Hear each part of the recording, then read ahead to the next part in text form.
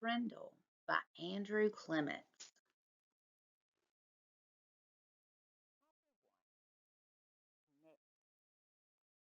If you ask the kids and the teachers at Lincoln Elementary School to make three lists, all the really bad kids, all the really smart kids, and all the really good kids, Nick Allen would not be on any of them. Nick deserved a list all his own, and everyone knew it. Was Nick a troublemaker? Hard to say. One thing's for sure. Nick Allen had plenty of ideas and he knew what to do with them. One time in third grade, Nick decided to turn Miss Deaver's room into a tropical island. What kid in New Hampshire isn't ready for a little summer in February? So first, he got everyone to make small palm trees out of green and brown construction paper and tape them onto the corners of each desk. Miss Devers had only been a teacher for about 6 months, and she was delighted. That's so cute. The next day, all the girls wore paper flowers in their hair, and all the boys wore sunglasses and beach hats. Miss Devers clapped her hands and said, "It's so colorful." The day after that, Nick turned the classroom thermostat up to 90 degrees with a little screwdriver he had brought from home. All the kids changed into shorts and t-shirts with no shoes. And when Miss Deaver left the room for a minute, Nick spread about 10 cups of fine white sand all over the classroom floor. Miss Deaver was surprised again at just how creative her students could be. But the sand got tracked into the hallway where Manny the custodian did not think it was creative at all, and he stomped right down to the office.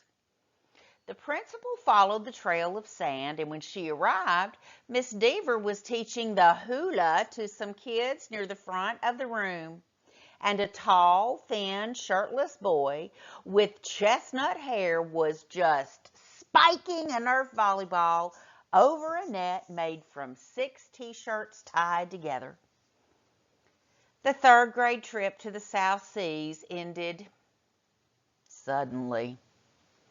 But that didn't stop Nick from trying to liven things up. Lincoln Elementary needed a good jolt once in a while, and Nick was just the guy to deliver. About a year later, Nick made the great blackbird discovery. One night, he learned on a TV show that red-winged blackbirds give this high-pitched chirp when a hawk or some other danger comes near. Because of the way the sound travels, the hunter birds can't tell where the high-pitched chirp is coming from. The next day during silent reading, Nick glanced at his teacher and he noticed that Miss Avery's nose was curved, kind of like the beak of a hawk. So Nick let out a high, squeaky blackbird. Miss Avery jerked her head from her book and looked around. She couldn't tell who did it, so she just said, "Shh," to the whole class. A minute later, Nick did it again, louder. This time there was a little giggling from the class, but Miss Avery pretended not to hear the sound. And about 15 seconds later, she slowly stood up and walked to the back of the classroom. Without taking his eyes off his book and without moving at all, Nick put his heart and soul into the highest and most annoying chirp of all.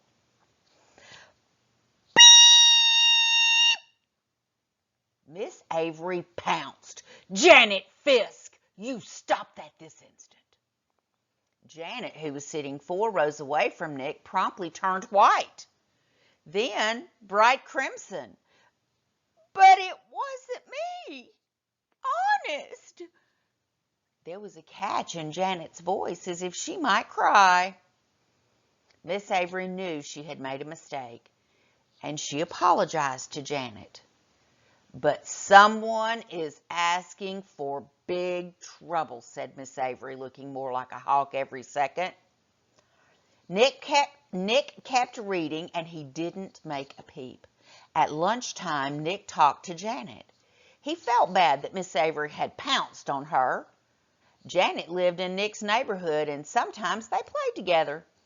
She was good at baseball, and she was better at soccer than most of the kids in the whole school, boys or girls. Nick said, "Hey, Janet, I'm sorry you got yelled at during reading. It was my fault. I was the one who made that sound." "You did?" said Janet. "But how come Miss Avery thought it was me?" So Nick told her about the blackbirds, and Janet thought it was pretty interesting. Then she tried making a peep or two, and Janet's chirps were even higher and squeakier than Nick's. She promised to keep everything a secret. For the rest of Nick's 4th-grade year, at least once a week, Miss Avery heard a loud beep from somewhere in her classroom. Sometimes it was a high-pitched chirp, and sometimes it was a very high-pitched chirp.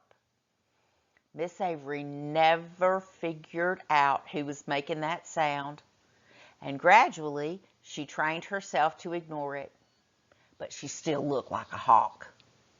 To Nick, the whole thing was just one long and successful science experiment. And Janet Fisk enjoyed it too.